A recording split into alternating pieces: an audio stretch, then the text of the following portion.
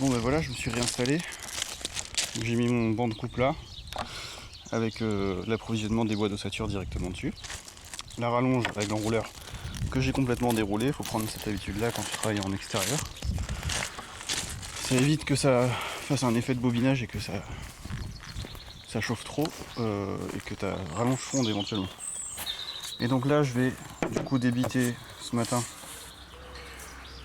tous mes panneaux d'ossature en commençant par les pignons. Donc ce que je vais faire ici c'est je vais le faire avec toi, ce sera peut-être un peu plus simple. Donc je vais avoir plusieurs pièces de bois, je vais avoir mes lisses. Donc ça va être A,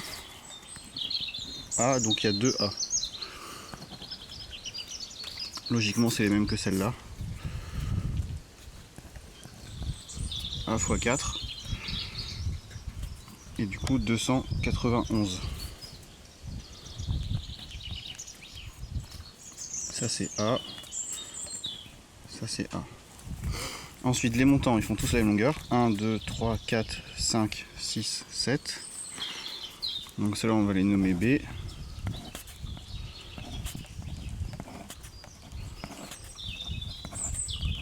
C'est un truc que tu peux faire sur ordi, mais je trouve ça plus long. Après il y a aussi les... Non, pas celle-là. Les feuilles de débit SketchUp qui peuvent t'aider. Mais j'aime bien prendre le temps de le faire à la main, comme ça me permet de revérifier. J'aime pas trop faire trop confiance à la machine non plus. 8, 9, 10, 11, 12, 13. B x 13. Et c'est 364. Et ensuite je vais avoir... Pour l'instant je fais que les rectangles, je fais pas les parties hautes qui seront rajoutées seulement après. Ensuite je vais avoir 61 x 2. Donc B on va dire C qui font 61. Donc c'est toujours en centimètres. Après ici je vais avoir D x 2 82 cm. E. Ah, d'ailleurs le C là, il y a le linteau aussi qui peut être pris en compte dans le C, parce qu'il fait exactement la même longueur. Il est juste mis à champ sur l'image. E, alors j'en ai 1, 2. E x 2, 125 cm. Et là je vais avoir ici F x 2, 166. Ensuite G, donc G x 4, 212 cm. Et il me reste H, donc j'en ai deux. Et ils font 148 cm. Donc là tu vois à 148 ça vient bien jusque au-dessus de la pièce basse, en fait jusqu'en bas du linteau. Puisqu'ici en fait il y a une entaille sur l'épaisseur. En fait la pièce de bois. En vue en coupe si tu veux, tu as le linteau à champ qui est comme ça, le linteau à plat, et du coup la pièce de bois qui vient là, elle vient faire comme ça. Donc ça on va dire que c'est F, et là c'est H. Donc tu vois bien qu'il y a une entaille de 45 par 145 qui permet de ne pas avoir de décalage d'épaisseur. Et donc là normalement j'ai tout. Et je vais pouvoir aller du coup débiter tout ça, sachant que mes morceaux font 5,70 m. Mais après je me démerde pour commencer par les plus grands. Donc les 3,64 m et les 2,91 m. Et en fonction de ce que j'ai comme chute, je marquerai la chute au fur et à mesure que je les mesure, que je les coupe.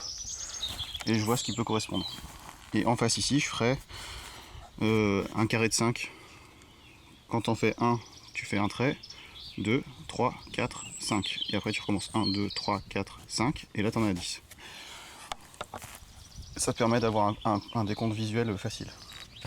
Donc par rapport à hier, il nous reste 2 chutes. Donc on prend les cotes. 228 et l'autre 230. Donc je vais mettre 225, 230, 228. Comme ça, tu vois, je l'ai toujours visible ici à proximité. Et 230, ben, ça me permet de savoir s'il y a ou pas trop loin, c'est-à-dire avec pas trop de pertes. Là par exemple j'ai 212, ça pourrait servir pour le 212. Mais ça je le fais pas tout de suite parce que si ça se trouve je vais avoir des 213 qui vont tomber en chute et dans ce cas je les utiliserai. Donc voilà. Le but c'est d'optimiser. En fait je coupe une première fois à 365 et après je coupe à 364 pour avoir une coupe d'usine qui est rectifiée.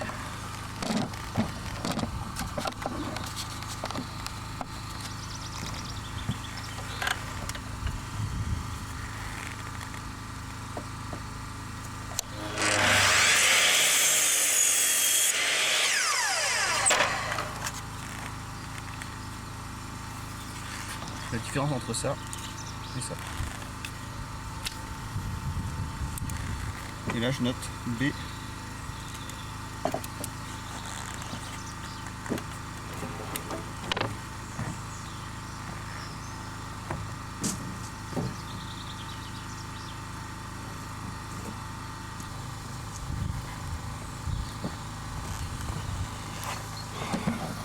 Bon bah voilà, je te passe les détails. Donc là j'en ai fait 4. Donc hop, 1, 2, 3, 4. Voilà. Bon j'avance sur le débit puis je te montre après. Une fois que j'ai fait mes 13 3,64 m, je te montrerai le reste. Alors voilà, ça c'est toutes mes chutes que je dois réoptimiser après par rapport à ma fiche de débit. Ça c'est pour mes 2 pignons. Donc ça c'est tous les montants des pignons et les lisses hautes, lisses basses. Et du coup j'ai commencé à tailler là. Donc là je suis sur... Donc tu vois ça c'est fait, ça c'est fait. Donc après je prends les plus longues, 212. Et je regarde dans mes chutes, ici ce qui pourrait passer en 212. Donc là j'ai du 277. Ça fait qu'il me reste 65. Et là j'ai 3 morceaux de 61. Donc ça ira nickel. Bon j'ai refait mon calcul, je me trouvais juste en bois et en fait la cliente m'a dit que, comme c'est elle qui a reçu les matériaux, qu'il n'y avait pas toutes les barres d'ossature bois. Donc c'est normal qu'il n'y en ait pas assez. Donc là j'ai mon débit D, F, E, H, C, G, A et B. Donc ça c'est mes montants. Lisse haute, lisse basse. Ça doit être pour aller autour de la porte, donc les montants qui sont recoupés.